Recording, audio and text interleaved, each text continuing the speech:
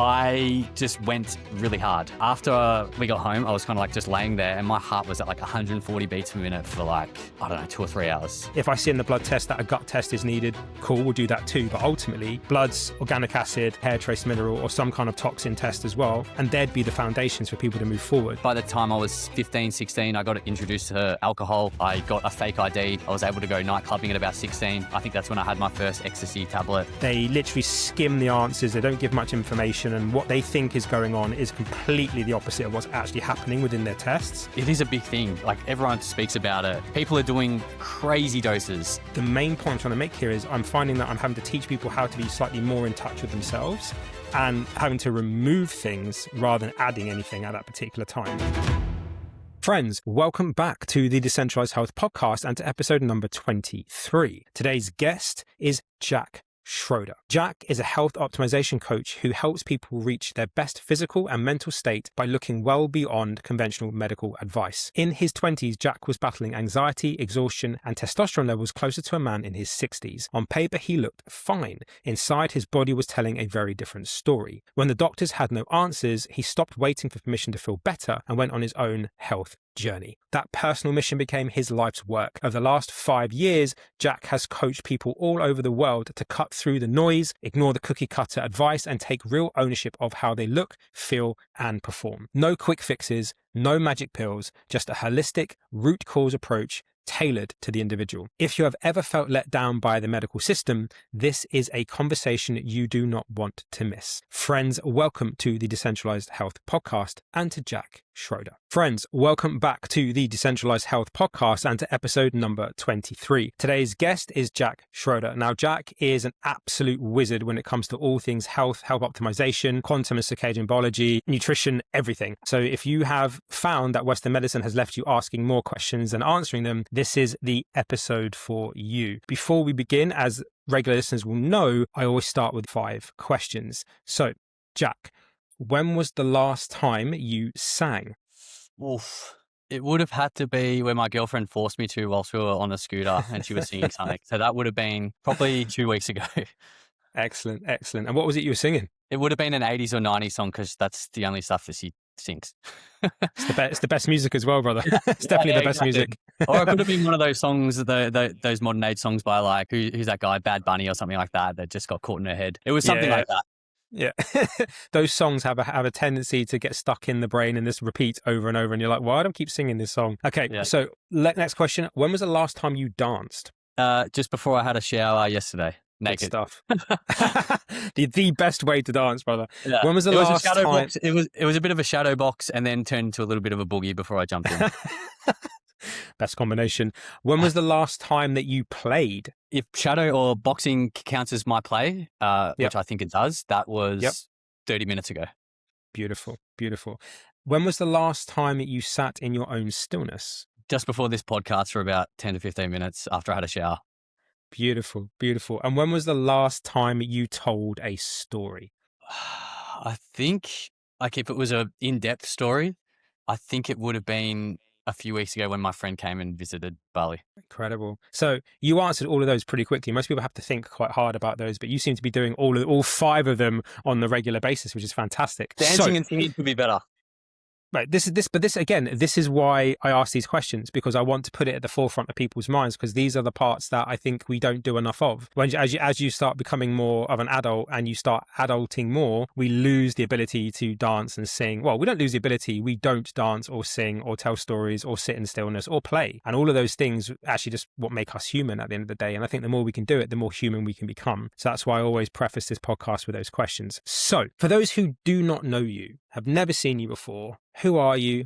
What do you do? And whenever you're ready to start your hero's health journey, you can start wherever you want to start and then take it from there. Okay. So I'm a certified health coach. I did a course about 4 to 5 years ago now. And I should probably start with my health journey and then I can kind of transition into what I'm doing right now. Yep. But just to summarize, I am a health coach or nutritionist, whatever you want to call it. I didn't go through any university or college degree to get a medical certificate. Whether that's a good thing or not, I suppose that's up to the listeners. I think there's blessings and curses with both sides of the equation. So I was always pretty health conscious. I think I was relatively good at sport when I was a kid, but there was a lot of pressure. And I think that was the biggest thing that I'm still probably dealing with in certain ways today is just pressure. The idea that I have this pressure that I'm creating internally. But in saying that, I was very health conscious. I think I started lifting weights when I was 13 or 14 years old. Wasn't that good at school at all, or just didn't enjoy it because we were learning things that just don't matter at all. In terms of what we're doing right now as adults, it doesn't really correlate. So I think by the time I was 15, 16, I got introduced to alcohol. I got a fake ID. I was able to go night clubbing at about 16. I think that's when I had my first ecstasy tablet. And ever since that, it kind of evolved into mostly partying. And that was like the center of my life was working, well, school or working throughout the weekdays. And then on the weekends, I would just be super excited to just go out and completely fuck myself up, basically. And that would be alcohol, ketamine, cocaine, ecstasy, anything in between that I could get my hands on. And it was a lot of money for one, especially in Australia, but it was a big toll on my health. And it was just this accumulating health debt that started to occur. And then there would be other instances of, well, that within itself is compromising my health by a huge margin, obviously. But then there was little situations on top that drove anxiety and even things like erectile issues and premature ejaculation. Had a lot of pressure, kind of tying into that internal pressure. That was something that I was dealing with for a very long time. And I think probably even the last 6 to 12 months, I'm really starting to get on top of it. It would still sort of creep in every now and then. I feel like now I'm really getting on top of it, which is great. But that just started to happen throughout my 20s, and 25, 26 years old, that's where COVID started to hit. And by that time, I still was escaping with, or self-medicating, whatever you want to call it, with drugs and alcohol, even more so now because of the life that we were in Melbourne, where it was the worst lockdowns in the world. Yeah. So we had just insane lockdowns. I remember one time I was at the park just minding my own business and got told by military to leave. It was like that intense. And at that stage, I was still indoctrinated. I had no idea about alternative health, and I thought it was all quackery. Like getting the vaccine I was very pro-vaccines because I was very pro-wanting my normal life back, which was about going out, fucking myself up, then, seeing friends and family to a degree and just doing all that kind of stuff, right? So that happened. I got the jab. For anyone who doesn't know, I got it. There's a few people in the health space who have got it. I just don't think people like to admit it. I have absolutely no problem admitting that I got it because my job was on the line and I just didn't know any better, to tell you the truth. But after that, it was after everyone got their second jab. There was like this percentage thing in Melbourne with the premier or the president of like the state said that when we get to 90% vaccinated, everything will open back up. This is probably around the time where my testosterone, actually, I should mention this, my testosterone was really low. Like it was around 250 nanograms a deciliter, more or less. Whoa. Which is, for those who don't know, that is below the conventional range, I believe. And then I had other issues like sleep apnea that I was kind of a little bit more conscious of. This is the period where I was being more conscious around my health. So I was seeing doctors and all this kind of stuff and wasn't really finding answers, like with endocrinologists and sleep doctors and general practitioners. But anyway, when we got to 90%, everything opened up. It was great. I could go and have a drink. I could go and eat some food at a restaurant, whatever it was. It was all good and well. But then after 1 month, because the people who weren't vaccinated, they said they're not going to be able to live a normal life, blah, blah, blah. After 1 month, that completely changed. Like it was just nothing ever happened. It was like, okay, you got vaccinated. That's it. Like play on, essentially. If you didn't get vaccinated, it's okay now. That's where that was one thing. And the second thing that made me really question the centralized health in general and the information and bullshit we were getting fed is the endocrinologist that I was seeing was bald, overweight, very pale, didn't look the slightest bit healthy. And I asked him at that stage, like when I was very naive, I said, hey, around this testosterone number, does sleep or diet or stress or anything like that play a role? And he goes, look, a little bit, but this is just sometimes how it goes. And that was another thing that really I really started to question everything after those two events. And then after that, I went on my own health journey, really, where I started the health coaching course. I was a little bit invested, not really, but then it wasn't until I just decided after like I went to a trip to South America and USA, and I went sober for 2 months before that. And then in USA and South America, because I was in Colombia, I don't need to say anything more about that. I broke the rules around it. I was like, okay, this trip, I'm going to do this, blah, blah, blah. And then there was just moments where I felt really shit after it, because I knew I was starting to feel better from not doing it. And then there was the last time where I went out, I think it was like Coachella or like one of those events where I kind of had back in my head, I knew it was going to be the last time I would have like a big blowout, essentially. And I just went really hard, almost to the level where my heart, after we got home, I was kind of like just laying there and my heart was at like 140 beats per minute for like, I don't know, 2 or 3 hours. It was like so, like, to be honest, probably should have called an ambulance, but I was convincing myself that I was okay. Eventually, I calmed down. I managed to get to sleep or something like that. Felt absolutely terrible after it. After that, that was the last time I've ever touched drugs or alcohol. And that was, I think, 2022 2022 April 19. So it's been 4.5 years or 4 years or something like that since I've been completely sober. After that moment, that's where I almost just felt like my level of awareness just like completely rose to huge levels where for one, I was more motivated. So I would just do all the light stuff, the sleep stuff. My nutrition was on point. I didn't have fucking hangovers and come downs that went on throughout the whole week. I was able to prepare my meals. I was able to train properly, and I just had more motivation and drive. And then I think like with what happened in COVID, where you just saw that people could leverage like jobs online. And then I really questioned what my previous job was, which was working on power lines as an electrical linesman, which was a cool job. I got to climb poles and work on live electricity, but then it was also dangerous and I don't know, had like politics and wasn't my passion. So it made me want to dive deeper into health and just learning. And that's where I really just absorbed as much information as I could. Every minute, like this is, if you ask me around stillness at this time, like when was the last time I practiced stillness, I'd be, I don't fucking know, because I was literally absorbing as much information as I could. Like I was obsessed. That's like my personality. I was obsessed with drugs and alcohol and partying. I was obsessed with health and arguably still am. So that up until that moment, that's where I studied a little bit further, did mentorships, did further courses. Then I actually started taking on clients one-to-one probably 3.5, 4 years ago. Probably about 3.5. And that's where my journey started as a health coach or nutritionist, where started working with one-to-one clients. And then I quit my job as well at the same time, saved up money, ended up traveling for a year in a little 7-kilogram backpack, which was amazing within itself. And I just hoped for the best in terms of having this, like a bit of savings and hoping that I can make a living out of this. And it was just, I could dedicate every day just to do my passion. And then eventually it's turned into this amazing passion of mine where I have some one-to-one clients that I work with in depth with pretty chronic health issues now. So it could be autoimmune conditions, deep metabolic issues, gut dysbiosis, nervous system dysregulation, or neuropsychiatric issues, where people have jumped through hoops with centralized medicine, even functional medicine, and they've sort of come to me where I try to see the best of both those sides and then incorporate like that decentralized approach and just really bio-individualize their case.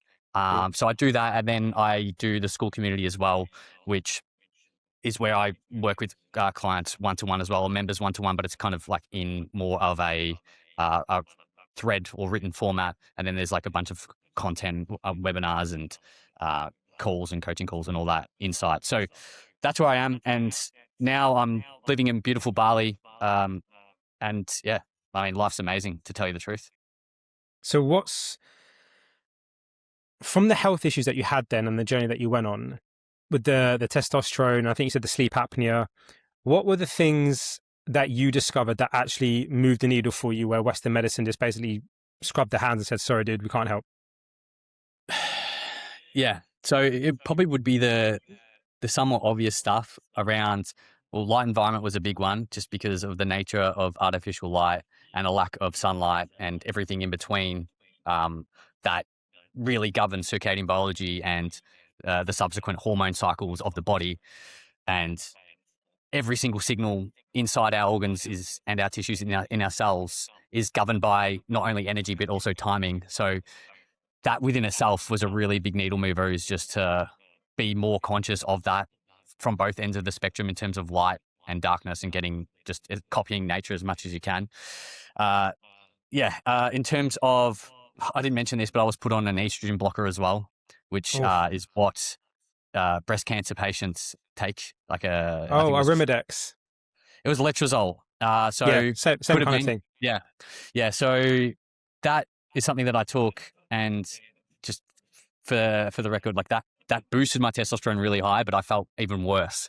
And it just goes to show that estrogen's obviously fundamental as well in certain ways. A little bit. But yeah, so it made me really think about these pharmaceutical drugs and like how easily they're given out. I even had an instance one time where my parents broke up, or they divorced when I was 18. And then I kind of just didn't know how I was feeling at that time. I saw a general practitioner and I was given an SSRI after 5 minutes of a conversation. And I took that for like maybe 2 nights, and then I realized it was just knocking me out and making me sleep for like 12 hours. And I just felt terrible on them, felt like numb.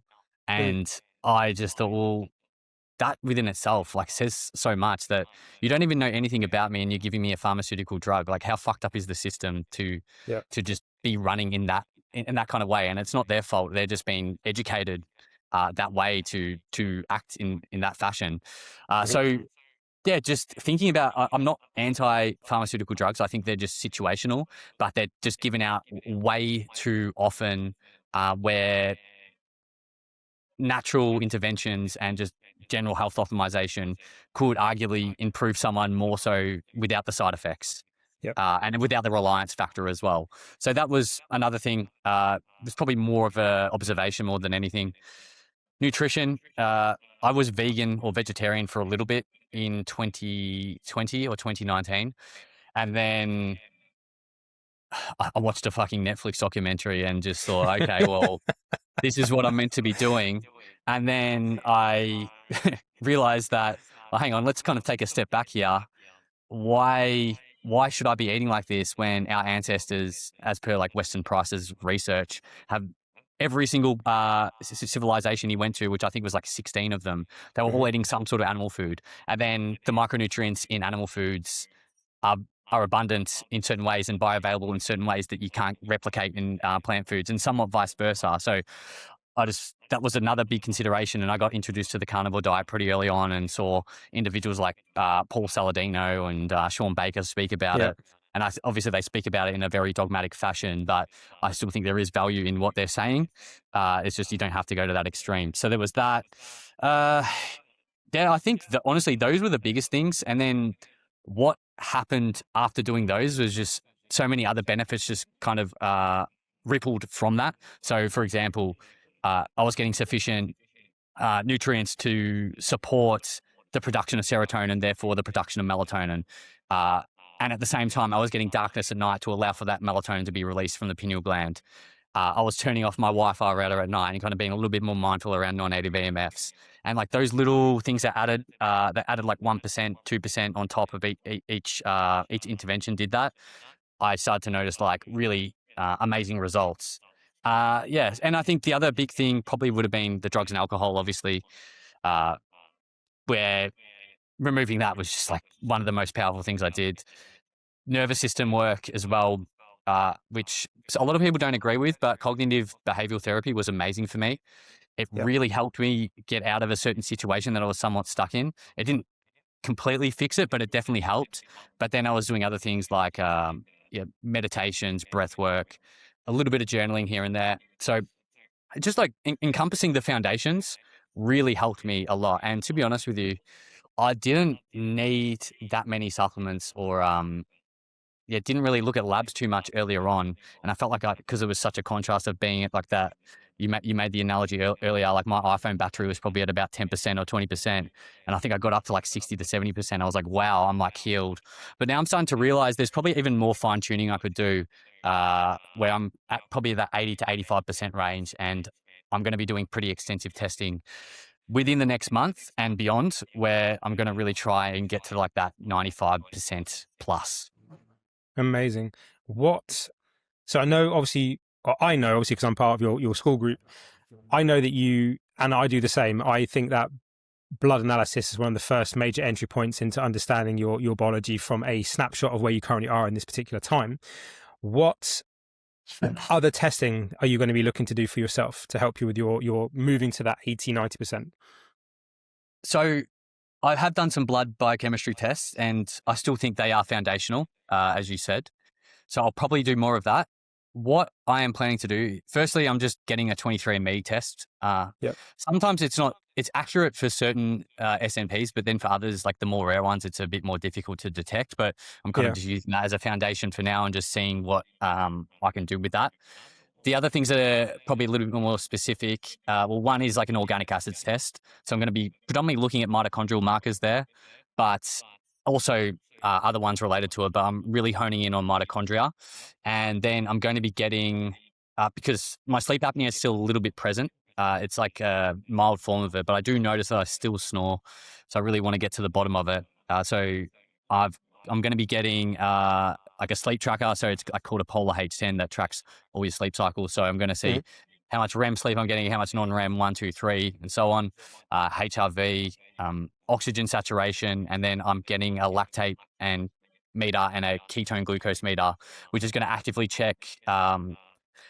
Chris Masterjohn has spoken about this really in depth. I'm kind of trying to layer on a few other things based on what he said, but basically, like you try an intervention, say for 2 weeks or 4 weeks, you test, your baseline lactate, your baseline beta hydroxybutyrate, and you can even look at glucose accompanying that. Ideally, you want like pyruvate as well and acetoacetate, but you can't actively check that on a regular basis at home. So it just helps to be able to test those. But essentially, the idea behind it is that if I see something on the organic acids test or the 23andMe, or even on my basic blood biochem markers, if I see anything related to a certain B vitamin or a nutrient or B vitamin, just a vitamin in general, a nutrient, a mineral, even things like coenzyme Q10 or choline, I will be trialing running one of those and then actively trying to control for variables as much as I can.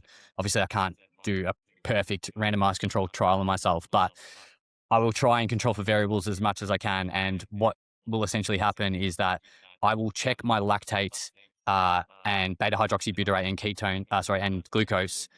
And if it goes up, so for example, if I take B1 and I feel good for a few days, that's good. But then if my lactate starts to creep up and my beta hydroxybutyrate starts to creep up, that would mean that further down the electron transport chain, because pyruvate forming into acetyl-CoA, entering the TCA cycle, and therefore stripping off the high energy electrons into the electron transport chain, that one of those steps requires B1, so like the pyruvate to acetyl-CoA. So if the lactate drops, then I've somewhat resolved it, and then if the ketones stay normal, then because that's going to reflect NAD status, the NADH to NAD positive ratio inside the mitochondrial matrix. And then the lactate to pyruvate ratio is going to reflect the NADH to NAD positive ratio in the cytosol.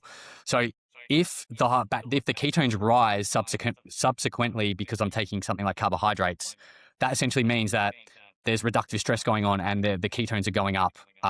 Therefore, there's something higher up that I may need to address. So that's how I'm kind of actively checking it, because I saw Chris Masterjohn do an amazing job of that. And he was kind of at that level where he said he felt like 70 to 80%, still had some things that were kind of going on. And then he did this and he felt like it's like he's unlocked. So that's what I'm going to be trying. And then I'm going to be testing my sleep cycles and see how everything's going with that. And then probably do even more extensive testing later on, but that's just more of a day-to-day thing. And to be honest, I will be sharing all of this in school because I think it is the way for people to actually be testing stuff. Yep. Obviously, like it is a bit expensive in terms of just buying the meters, but then once you have them, well, not really, but like the strips and stuff it can weigh up, but to be able to actively track what is going on from like a mitochondrial standpoint, on a daily basis, as opposed to, I have to go to a lab every 3 months, it costs this much money. You just have a really good idea in terms of what's actually working and what isn't. And it really removes the guesswork, which I think is absolutely fundamental, especially for those who have chronic issues where, for example, someone takes that B1, but then they're not actually checking their lactate or their ketones or their glucose. and it's having this paradoxical effect in terms of inducing something like metabolic acidosis and reductive stress and oxidative stress.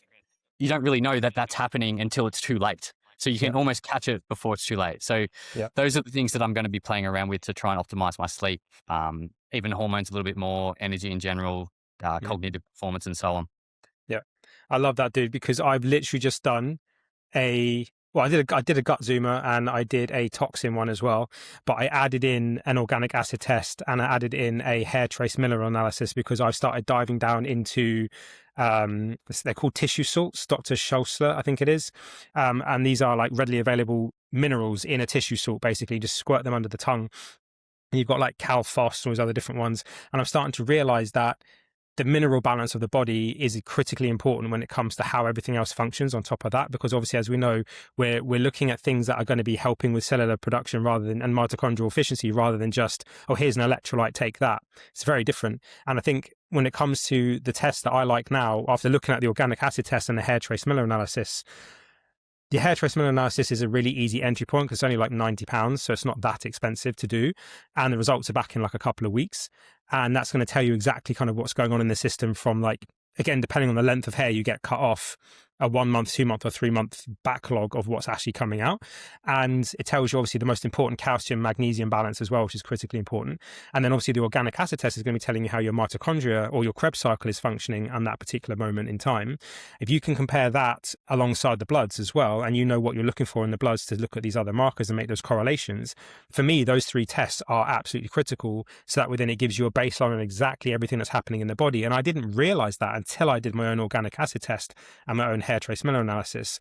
And I hadn't thought about what you said about the B vitamins and like obviously B1 having that paradoxical effect, because I've seen of late, and I don't know if you've seen this as well, but there's a lot of influencers out there now in the health space saying, oh, you know, everybody should be taking B1, like thiamine. Everybody should be taking it. It's the link to SIBO and this, that, and the other. True, potentially, but we're also not looking at how that signal is going to land in that person's body. Because as you know, if there's a lot of noise in the system from either an epigenetic perspective or just environmentally or on its own, nothing lands anyway, because you could take a low dose of B1 or a high dose of B1 and neither one's going to do anything because the signal is never going to be received. And I think a lot of what, and again, if I'm assuming too much here from how you work, like obviously correct me, but it's working on those foundations first. As I say to clients, like do the common things uncommonly well, like do the foundations first, the things that are free: sunrise, grounding, sunset, forest bathing, whatever the case may be, infrared light, all these things, like not the panels, but actual infrared light outside. Because again, even though I've got a photobiomodulation company, I'm now starting to question the efficacy of using these devices due to the power outage and the EMF and all that kind of stuff. Actually go and do the stuff that's free outside. Do that. Clear the signal, clear the noise, like make sure that the foundation is clean. Then you'll notice that you can take less of the things that you're normally taking and get a much higher response. And I think this is the same when it comes to Western medicine. If you've got a much clearer system, then you might not need to take the recommended dose of an SSRI or whatever the case they might give you, or statins or something. You might need like a micro amount of what they give you to get that same effect, because the signal lands cleanly, rather than you, and I use this analogy all the time, rather than your body being in a room of 1,000 TVs, all of them having a different channel, all of them on max volume, and you trying to figure out what's being talked about on TV number 32. You're just never going to know because the noise is too there. It's too much. There's too much noise. You can't pick anything out. So I think these tests and the foundations are literally the most critical things to be doing now. So I've changed a lot of what I do now with clients, where I'm like, yeah, okay, we need a blood test. If I see in the blood test that a gut test is needed, cool, we'll do that too. But ultimately, bloods, organic acid, maybe a hair trace mineral or some kind of toxin test as well. And there'd be the foundations for people to move forward. So I think the way that you're addressing this, and particularly with the lactate, I had not thought about that. That I'm going to have to go and purchase one now. My bank's going to thank you later, I'm sure. Yeah. And 100%. The other thing I forgot to mention as well is an oxygen saturation ring is what I'm getting. I don't know if I mentioned that. Ooh. So I want to be able to figure out a way to measure my partial pressure of carbon dioxide as well, because it's kind of going to tie in with that with the oxygen ring. But yeah, I think you mentioned some good points there. I think the first thing is around the B1, because it is a big thing. Like everyone speaks about it. people are doing crazy doses. So for reference, the recommended daily allowance is about 1.3 milligrams. Yeah. People are taking up to 2,000 milligrams or more, which is, depending on the form, it is a huge amount to like saturate the body with. And to be honest, inside my school community, I feel like, because there's a health journal section where people speak about what they've tried and um, any other context there, I feel like more people have had paradoxical effects from B1 than people who haven't.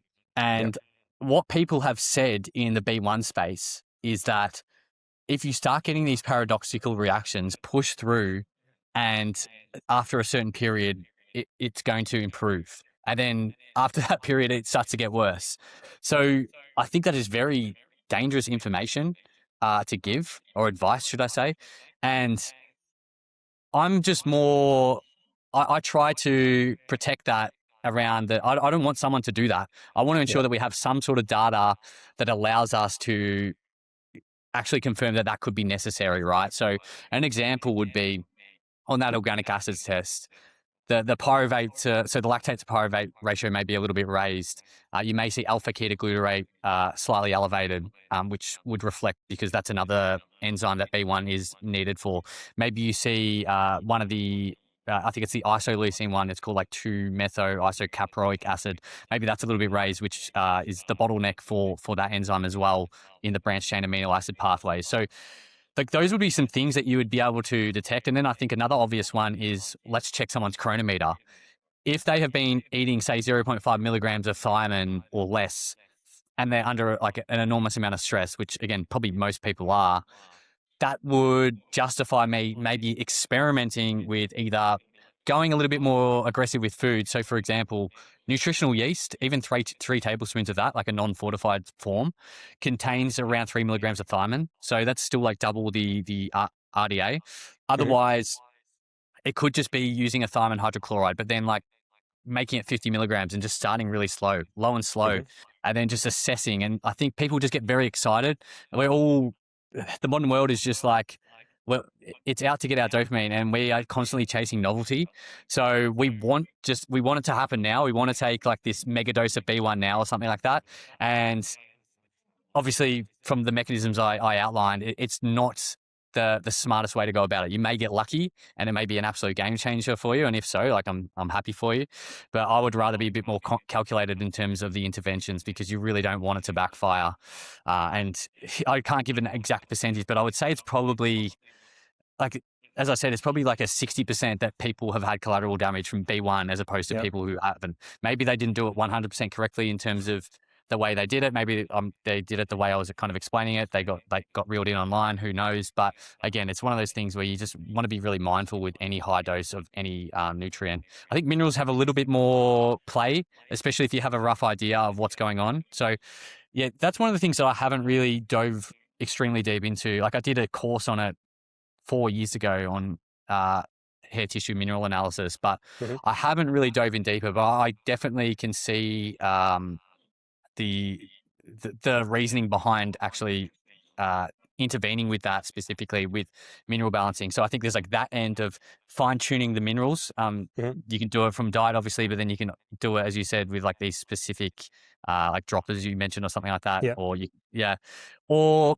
And then I think like the other side is, if we can get mitochondrial production back online, get hormone cycles back online, the Yeah. body's also going to have a self-regulating effect around these minerals too. So I'll give you a really good example here. Calcium and phosphorus have a relationship to one another. And when calcium is, if phosphorus is high in the blood, which can occur just because of high phosphate additives from, say, like sodas, or even just pesticides, or just like even excessively red meat with the absence of calcium, which is very much like an idea from Ray Peat. So I think a lot of people know who Ray Peat is, but if Yeah. phosphorus is starting to raise in the blood, calcium is going to match it. So what essentially happens is we have parathyroid hormone activate, which can also activate stress hormones. Calcium gets leached out from the teeth and the bone to essentially kind of match it. And then if there's inflammation present as well, then there's this calcification that it can occur. So you need like an array of nutrients to support that. One, obviously need this balance between calcium and phosphorus, but then you need vitamin D to regulate parathyroid hormone, Yeah. magnesium to regulate it, You need vitamin K2 to actually direct the calcium back into and the phosphates back into the bone or the teeth. So yeah, I like the hair tissue mineral analysis, and I think it's like taking that step further around thinking about like the addressing the weak areas of physiology, which is exactly what you outlined. Because I know there's HTMA practitioners that just look at minerals, and I don't think that's a good thing either. I think we No. should be like going broad spectrum. And then the other thing would be basically just what I said before around like the nutrient side of things and maybe fine tuning that more than anything. Yeah. And then probably like a fourth thing would be optimizing the fundamentals, as you said as well. So that's kind of how I like to see it. And I think we're kind of the same around that, where Definitely. you want to try and encompass everything without overwhelming the individual. Yeah, I agree. I mean, something I have noted though over the last probably 6 to 8 months with the people that I work with, I find myself removing a lot of supplementation and peptides from their current stack, from what they're doing before they come to see me. And the level of supplements people are taking, or the level of supplements and peptides people are taking in one go, I'm just like, this is madness. Like, how do you know what's working? You are literally taking $1,000 worth of supplements and peptides per month, and yet you are still a dumpster fire. So there's something going wrong here. Like, why? I don't, and I think you highlighted the point of like, everybody wants that magic pill, that limitless pill that's going to make them feel great now. And obviously everybody jumps on the bandwagon of what's trending at that particular moment. So, obviously we're talking about the B1, and now everybody's jumping on peptides like there's something new, and they've been around for like 20 years, maybe longer. Like, I just find that I'm having to spend more time removing stuff than actually adding anything, because people don't do the fundamentals. They're literally covering everything with supplements or peptides, and you don't have a supplement deficiency. Like, you definitely don't have a supplement deficiency, and you don't have a peptide deficiency. It's just, we need to get the body working in a particular way first, and then once you've got that baseline understanding, okay, so now that's the baseline, which could take a month, could take 2 months, could take 6 months, really depends on the dumpster fireness of the individual. Then you can start adding things in, and adding them in one at a time. Like, take your time with these things. You don't have to add in 10 supplements in one go, because then you're never going to know what's happening. You need to be adding them in one at a time and testing these things out. As you say, like that N of 1 experiment of yourself. That's the whole point, is to be able to understand interospectively what's going on. If you're taking something and you don't know what's happening, then you've lost that ability for that interoception. And whenever I onboard somebody, the first thing I ask them to do is fill out a health questionnaire. Not because I want them to fill it out, because it's fun for them. It's not. It's long and it's laborious and very deep-winded in the sense of how they have to answer it. But it's giving me a very important clue. How well do they know themselves? How in tune with their own body are they? Men, I find, are particularly bad. They literally skim the answers. They don't give much information, and what they think is going on is completely the opposite of what's actually happening within their tests. Women are a little bit better. They're a lot more in tune with the emotional side of things, so they understand potentially their cycle system better, the hormonal fluctuations, all those types of things. But the main point I'm trying to make here is I'm finding that I'm having to teach people how to be slightly more in touch with themselves, and having to remove things rather than adding anything at that particular time. Do you find you're in that same position with a lot of people that you work with? Yeah, I think so. I have my interventions or my supplements or compounds that I have up my arsenal that I like to run every now and then. That seem to be pretty great across many cases. So Yeah. black seed oil is an example. Yeah. Multiform magnesium, ginger, chamomile tea. So I suppose that's more of a food perspective. I find Saccharomyces boulardii is pretty decent with these types of things as well. Yeah, boulardii is something that I probably use basically every single protocol as well. Yeah. And the new one, the brand Flora Star is the best one, by the way. I'm not sure if you know that Flora. one. Flora Star. So apparently that's the best one. I just started to get on it. So yeah, I do really like that. Curcumin is really well researched. Yeah. So again, it'd be, how severe is this case? Does this person need curcumin or turmeric as an example? Do they need ginger or ginger extract, right? That's kind of where I sit. And I try to do a bit of a count around, say, 5 to 10 supplements. Same. And see if I can justify using them. As long as I can justify it, I will use it. And then it will also enable them to understand the purpose behind taking it. So I think that's a really big problem in the functional health space, where you get a protocol, you don't know what the fuck any of it, like the individual doesn't know what any of it is doing, right? Yeah. And then they just have no purpose behind it. And to be honest, the placebo effect is, it's real. Like, it's a really big thing that you could argue that there's a physiological effect, but then you have the placebo on top. It kind of almost acts synergistically. So, for example, if someone has metabolic issues and maybe even gut issues, you throw in some berberine as an example, and that within itself is going to help with blood sugar stability. It's going to activate AMPK. It's going to support liver inflammation. It's going to have some antimicrobial effects. You just tell that individual that's what you're doing because of these blood work and these symptoms that you see on their case. That within itself, they're like, wow, okay, this is awesome. Like, I understand why I'm taking this now, right? As opposed to, oh, here's berberine, just take it 3 times a day, 500 milligrams or something like that. And then just, that's it, right? So yeah, I find that I also try to ensure that they address the fundamentals first. And I think it's just a case-by-case basis, right? Where if someone's jumped through so many hoops and they've tried so many things, I want to know what they tried, what has worked and what hasn't. I think that's really important. I want to see, not to be nosy, but I just want to see how the other protocols that they've done. I want them to send it to me because I want to see them exactly word for word in terms of what was recommended. And as I said, like, what has worked for them, what hasn't, right? If someone feels great from antibiotics or someone feels great from a gut protocol, that's really good information. If they felt, say, really bad from taking a huge antimicrobial phase or something like that, then that's information where I would probably go a lot more mild with the antimicrobials if we have to address something in the gut. So that's kind of how I see it. I think the other thing as well to consider is finances, because financial stress within itself is arguably like very detrimental to your health. And you don't want to just be like, hey, you got to buy all these supplements. I really try to hear out the clients in terms of, where are you at?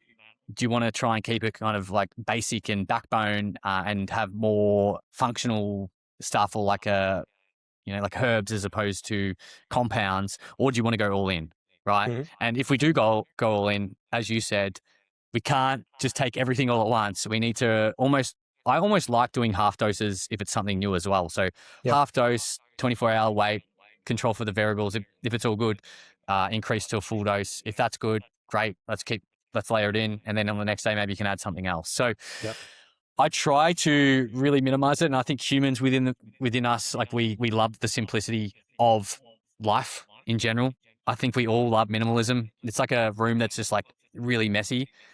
It's so much better when that room is just like clean and stuff is where it needs to be and there's just less stuff.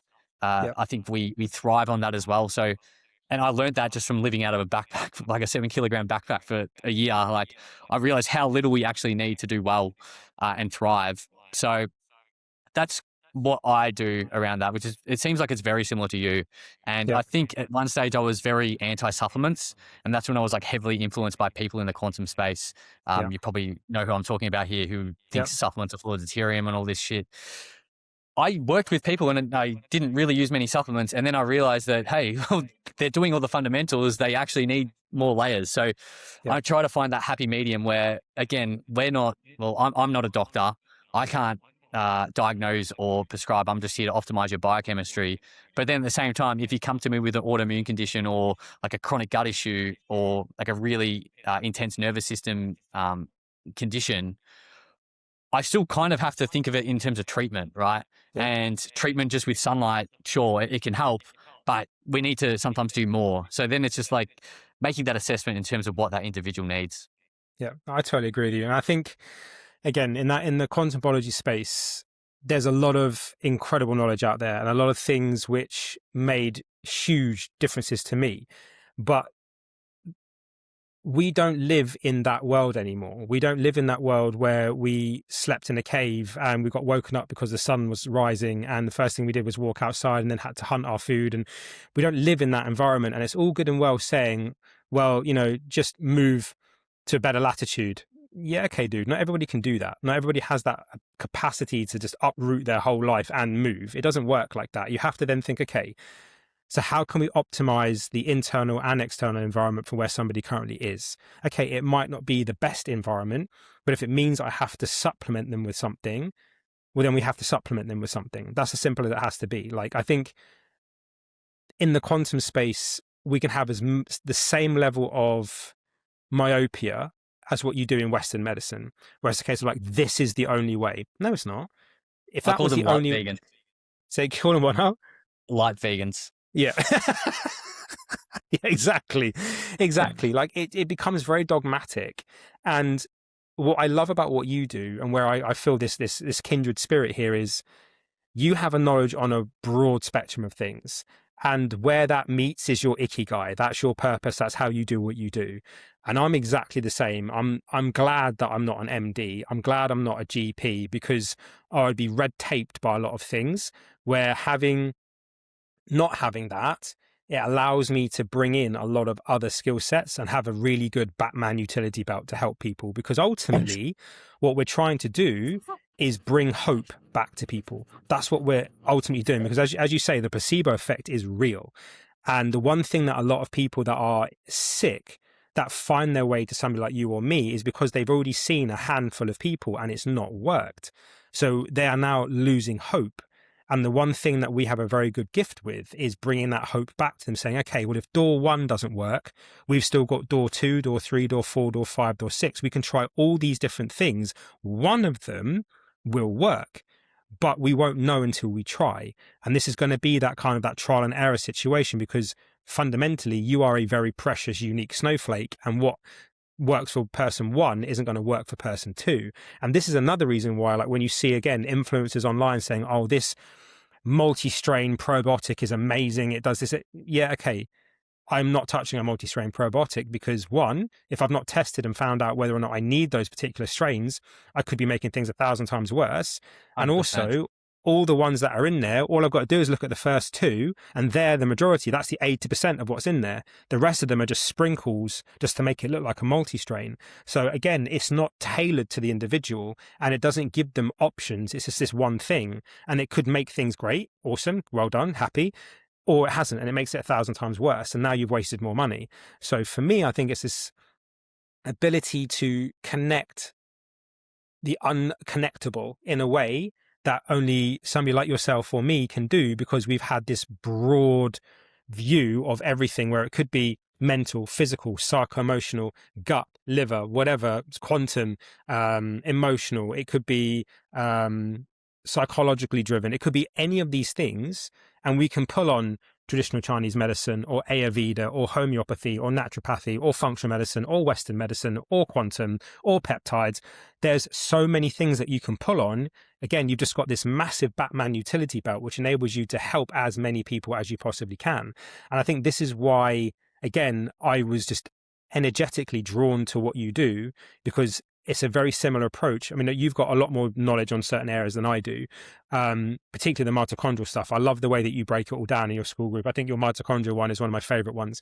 And even the way that you look, no, my pleasure, brother. I think the way that you lay out like the TRT, how men do TRT wrong and stuff like that, like all of these things, they've added so much more value to me, because I'm on TRT and I wanted to make sure I'm doing it correctly. And you showed me a side of things I hadn't thought of before, mitochondrial side of things, I hadn't thought of those before. And it was your, I think you have a mycotoxin one as well. And that was the one that led me into doing the toxin test in the first place, because I was like, I haven't done a toxin test. And then I found out, thanks to the operation I had in my arm, where I've got metal running through my arm at the moment, I've got high levels of palladium, and I've got high levels of palladium, and I've got high levels of mercury and stuff like that, all because I've got a nice load of metal in my arm. So I think, and that creates some like mast cell priming response, because from traditional Chinese medicine perspective, it's running on the small intestine line. So it's running straight through the intestinal line. So it was showing up as intestinal issues when it wasn't. It was a reaction to the metal in my arm.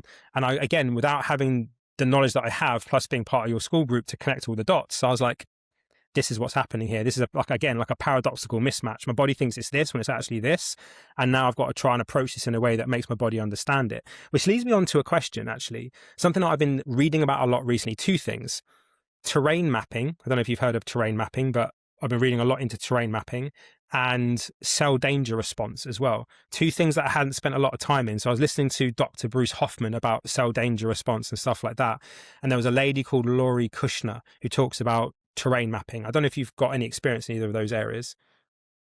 Yeah, I don't know much about terrain mapping. I did research the cell danger response like probably a few years ago now. So my knowledge around it now is probably a little bit murky, but I think the biggest component of it is that the main trigger is extracellular ATP. Mhm.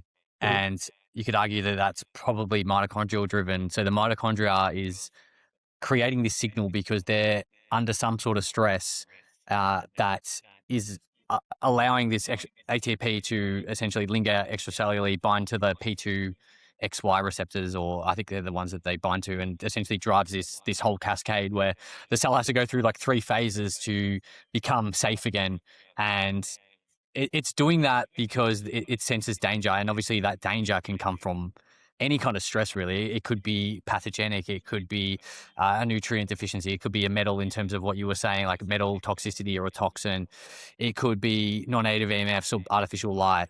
Like this, I don't know if there's any updated research around that, but it seems like it's a combination of those that can potentially drive it. And you Mhm. probably could argue that there's probably layers to it where there's a certain threshold where the mitochondria is just like, all right, fuck it, like we're locking up, like we're disconnecting from everything right now. So yeah, I find it very interesting. I think it's definitely something to consider.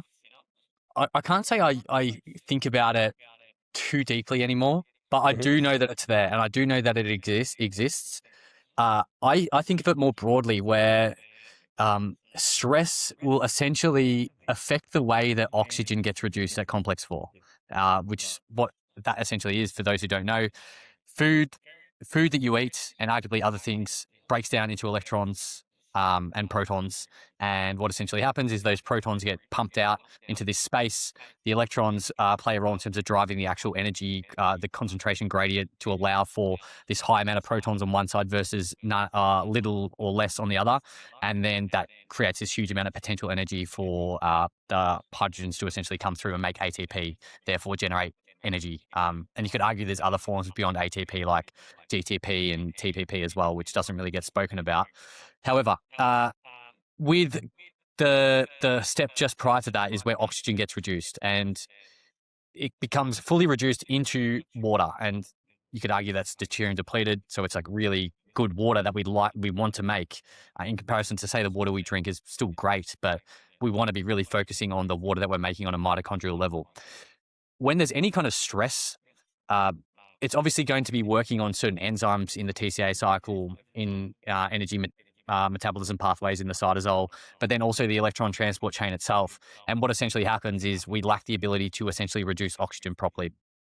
What essentially happens is that our cells go into that same mode, as I said before, where it's reductive stress. When there's reductive stress, we try and have these release valves to essentially remove the electrons that we can't use. So lactate is a prime example there.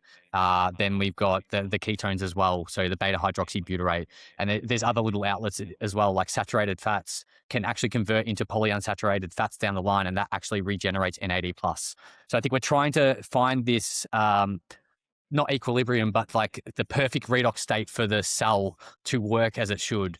And when that becomes compromised, that's where we start seeing things happen. And you could argue then the cell danger response will be a subsequent effect because of what's going on the bioenergetic level. So Mm. that's how I see that. I know there's like little mechanisms that occur in terms of certain gene pathways turning on and off. The way that the cell membrane starts to reshape and shift the phospholipids and the fatty acids found within that. That's kind of where my knowledge kind of ends specifically for that. But I know it is a really important concept. Yeah, yeah. And leading into that then, particularly focusing on like the mitochondria, cell membrane potential, these other things, I'm going to link in peptides here because this again is a conversation owning a peptide company myself. Mm. I'm starting to change my view on them a lot. And I don't think everybody should be using them. Again, because when you're looking at like cellular membrane potential and cellular membrane health and phospholipids and all those other types of things, unless you have a fully functioning cell membrane and cellular membrane potential, peptides don't really work. Like, you can inject them or take them orally, and you find that, again, the signal doesn't really quite land. And so I spend more time with clients now with things like phosphatidylcholine and stuff like that to help them get better, I guess, cell membrane potential and cellular membrane kind of like reshaping into the way that it should be, and all those other types of things. Then if they need a peptide, I'll add that in. But I would love to know your thoughts about peptides in general, and whether you've used them or whether you use them with clients, kind of like the experience you've had with them if you have used them, and whether or not you feel or think the same that I do about the cellular membrane potential first needing to be fixed and sorted before you can utilize something like that. Yeah. So I think I'm in the same realm around that, where it's supporting any membrane damage, which could be from on the cell membrane side of things, but it also could be the mitochondrial membrane. So like cardiolipin, really trying to ensure that that is supported. But you could also argue that we need energy to actually support that. So you've got that component. There's probably like multiple nodes to that. So you got that component, you got the minerals and the micronutrients and supporting that and balancing those, removing as many stresses as you can. And then it would be even just getting mitophagy back online in a healthy fashion to enable mitochondrial biogenesis to occur, and also the fission and fusion, so like the dynamics of the mitochondria to be working as it should.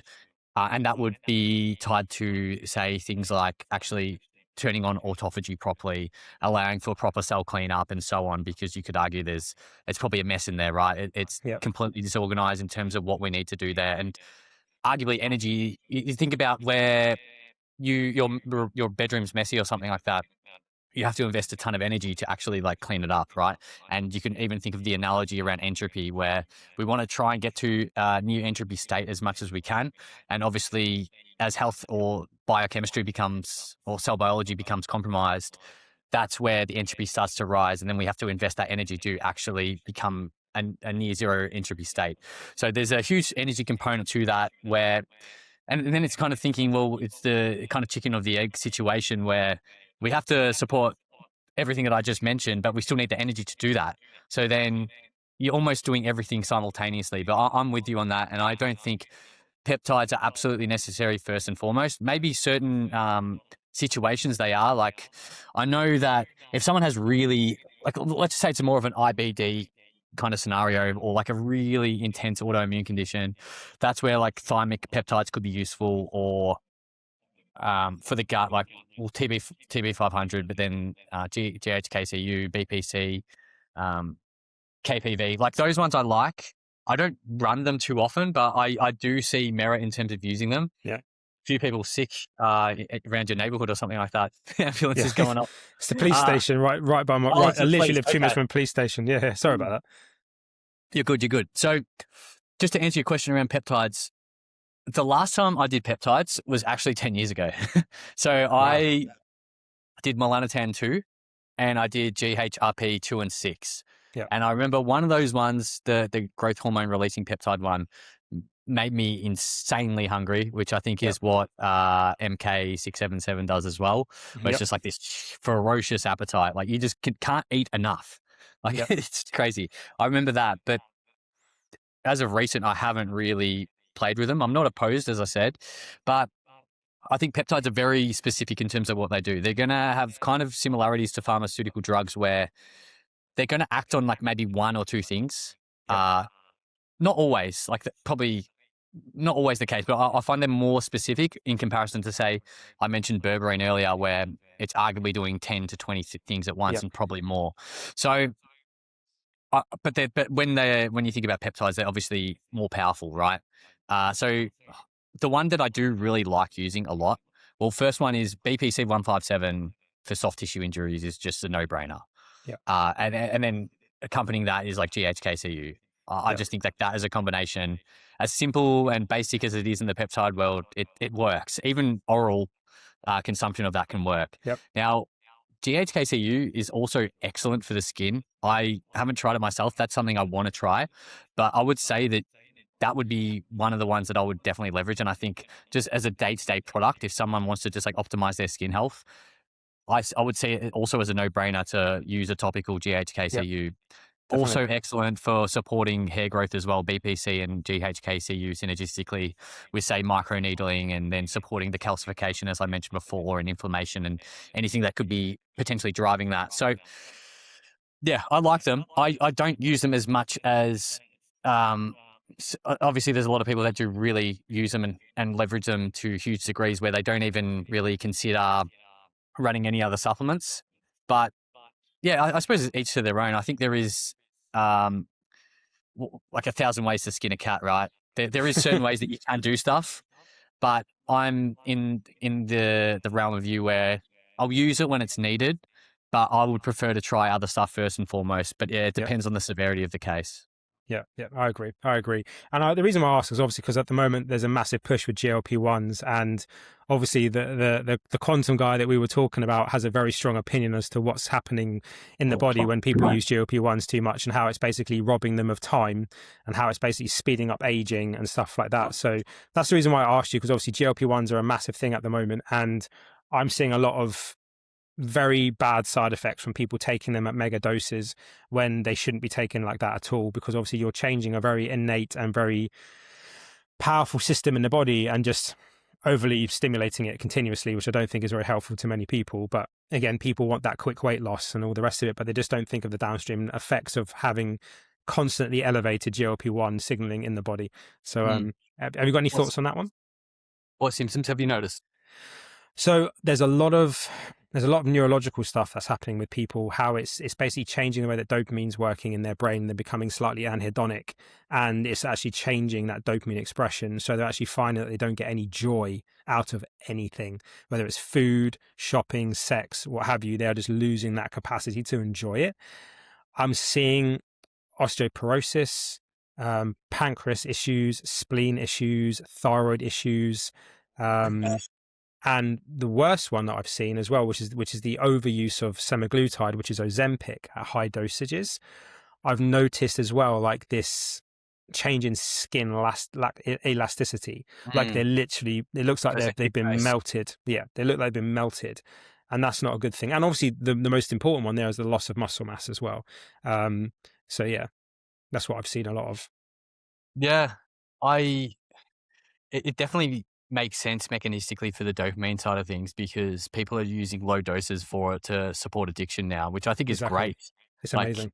yeah, I think that's where it can be really incredible. But then, obviously, in the case of excessive dosing of it, it's obviously playing a really big role around causing what you just mentioned. So that makes complete sense. I think like the other things as well is that the uh, the GLP-1 slows down gastric emptying. Yep.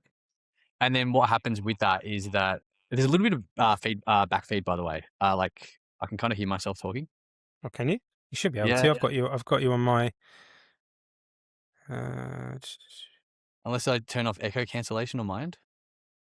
you can try and turn it off, yeah. Oh, mine's not on. Ah, there we go. And That could be it. there we go. Is that better? Yeah, I think so for now. Beautiful. Yeah. So GLP-1 is inhibiting gastric emptying. So what that essentially does is it can slow down motility, and when we slow down motility, we enable the the food, or the fibers, the sugars in those foods that don't get digested. There's a high opportunity for bacteria and other pathogens to feed on it, and obviously that's very reflective of what SIBO actually is. If it Yep. is like constipation based, but usually SIBO has like a motility component, whether it is Mhm. constipation or diarrhea. There's this disruption to the gut. So that's something that, where if someone is taking a GLP-1, I am very mindful, or encourage them to take some sort of prokinetic alongside it, just Yep. because of that. I have heard, I remember researching it a while back now, but it had some sort of negative effect on cerebral spinal fluid. Oh, If you, yeah, I'll have to send that paper to you. It was a while back though, so I don't know how valid the research actually was, but I remember I posted it on X, which I thought was interesting. But yeah, I think the thing with the new one, which is retatrutide, yep. that's like got the glucagon and the GIP on top. The glucagon on top is like a bit of overkill in my opinion. And I think it comes back down to what hormones essentially are. And even if we talk about gut hormones as well, they're conversations or communication between certain tissues determining the redox state of that tissue based on its local environment. So I think like a prime example here is how leptin talks to the hypothalamus Yeah. in terms of this is how much fat storage we have. And then if we're in abundance, there's like this kind of stress test in the mitochondria in the POMC cells, where if it passes that test by making something called malonyl CoA, it will downstream activate the POMC neurons, and therefore we have the effects of abundance, which reflects reproductive hormones being released, thyroid hormones being released, and essentially everything that's beneficial from having that abundant signal. So you can kind of think of all of these other hormones interacting in that way as well, where the gut hormones are being released, and they're talking to the pancreas. So GLP-1 as an example, it gets released even in when we start chewing our food, and then it still gets released in the small intestine as well. It's the signal of, hey, we have food here. Let's start making some insulin, or driving up like the response to that. Now, I believe GLP-1 inhibits glucagon from memory. So the glucagon on top is kind of like you've got the insulin effects. You've got the GIP that's kind of working more so in terms of healthy adipocyte storage and hypertrophy of it, which is like a good thing, obviously, because we don't have that. We have things like fatty liver and visceral fat. So I can understand that. But then we have the glucagon on top, and the glucagon is just purely let's induce ketogenesis and fatty acid oxidation and glycogenolysis, and just break down everything and just burn, which we have to think, okay, so we've got that on a tissue to tissue level, but then if we dive deeper in terms of the actual mitochondrial level, do we want to be forcing glucose and fatty acids inside the mitochondria if they cannot handle it? As an example, if we lack, say, coenzyme Q10 or riboflavin, or again, B1 is another one, B3, like what is going on with these vital micronutrients that essentially enable the transaction or the generation or transduction, whatever you want to call it, of food into energy. And obviously talking about food like internal stores as well. So like the substrates that actually provide that energy. When we have collateral damage from that, the glucagon is just still going to continue. It's not meant to be getting released, and it's still just going to act and induce catabolism. And I think that's another thing as well around these GLP-1s, where catabolism of muscle tissue is such a huge component as well. And people think of that in terms of muscle hypertrophy. I think there's another term for it where you're losing your muscle. Like I think it's sarcopenia. Sarcopenia.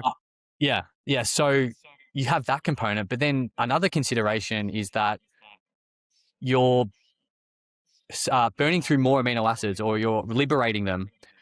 They contain nitrogen. That's a huge load on the liver to actually clear that through the urea cycle, and then a huge load on the kidney to actually remove it in the filtrate. So, these things are really important too. And then you could argue that if there's any issues with that, and you have a buildup of ammonia, that can cause massive issues. So I think people are easily taking them kind of like any sort of pharmaceutical drug. I kind of classify it more as a pharmaceutical, even though it is a peptide in certain ways.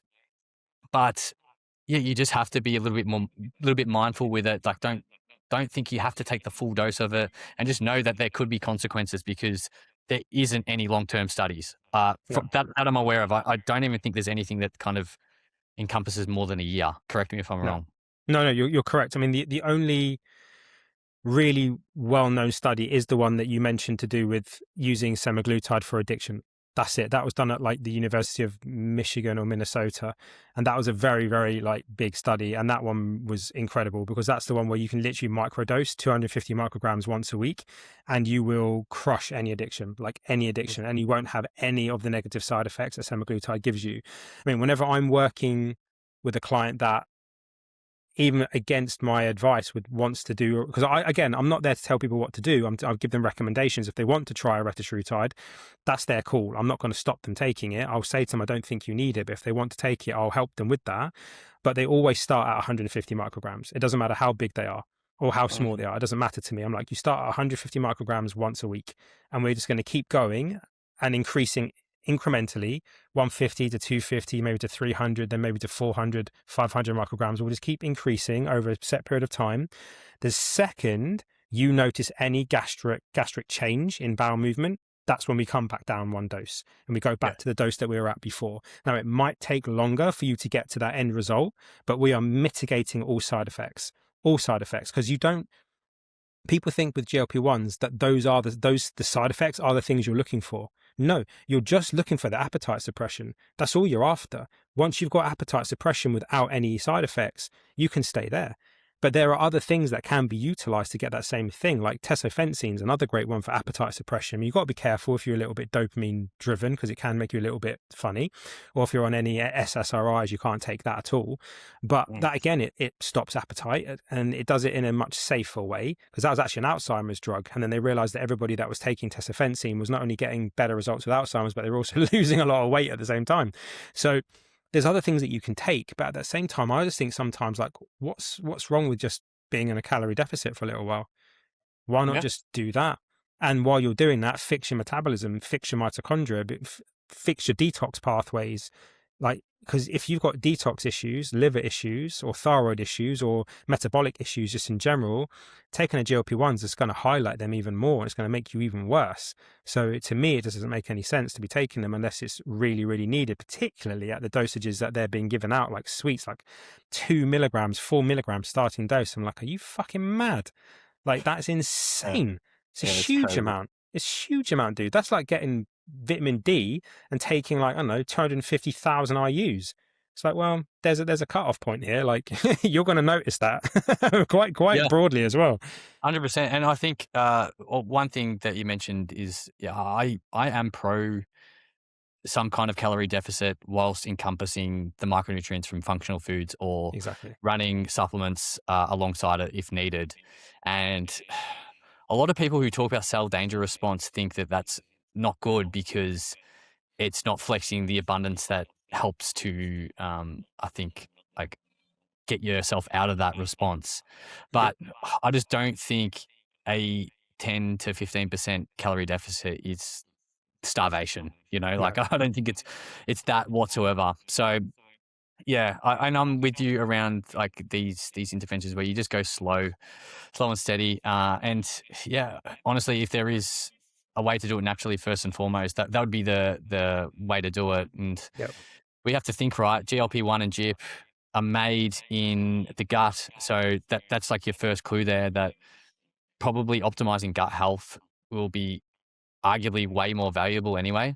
And we have to think around, well, there's that component. There's just the component of endotoxins causing even insulin resistance within themselves, especially lipopolysaccharides. So even if you do take these drugs, sure, you'll lose weight, but is it going to resolve the dysbiosis? Like, that would be the question. Now, I don't, mechanistically, it doesn't make any sense as to why it would, to be honest. So I'm with you. It's all about going slow and steady with any intervention, right? It doesn't have to be just peptides or supplements, but just going super slow, and just being gentle with it, and just understand that, like, so people give 2-month, 3-month protocols, but you have your whole life to heal.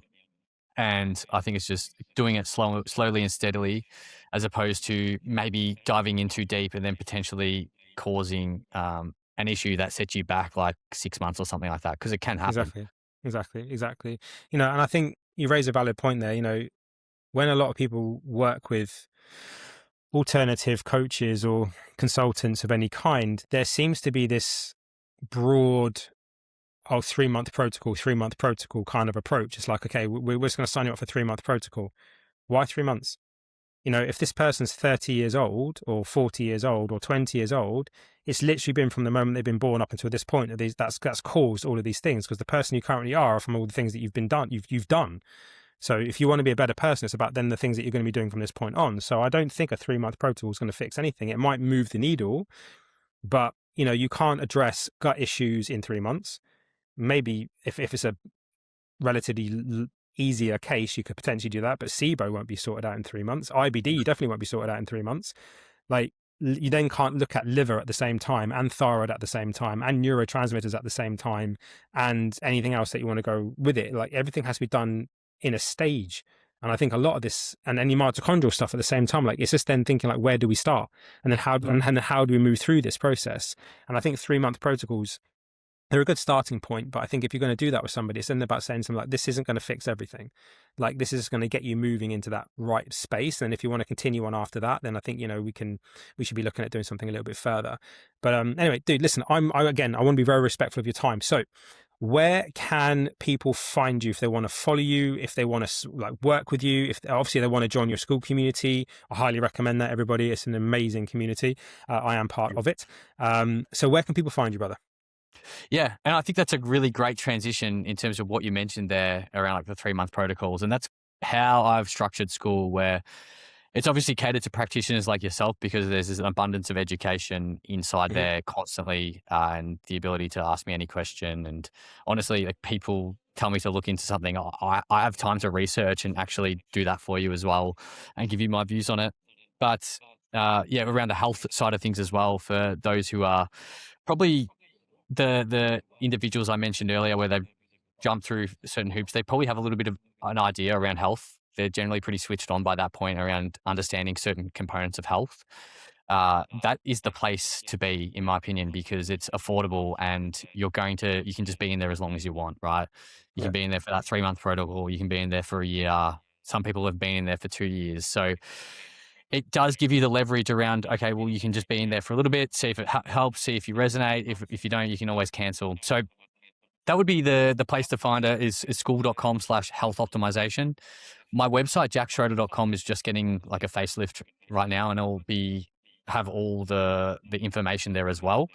Otherwise, on Instagram, it's Jack Schroder _, and then X or Twitter is Jack_Schroder_. And also, thank you very much for having me. It was an awesome conversation. No, brother, my absolute pleasure. And thank you so much for coming on. Because again, I know it's your evening now, so you're going to be getting ready for your evening meal.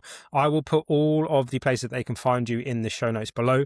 Guys, if you have any questions at all that you want me to ask Jack on your behalf, then obviously put them down in the comments below. Like, share, subscribe, hype, all those beautiful things. And Jack, before we end it, I just want to say thank you so much, brother. This has been amazing. I will be coming to you for a consult. I can promise you that, because we were talking about that before you came on the podcast. As you know, ladies and gentlemen, if I'm going to be going to him for a protocol and consultation, then you know this man is the real deal. Friends, thank you so much for joining us all the way to the end of this episode. And until next time, stay blessed and stay well.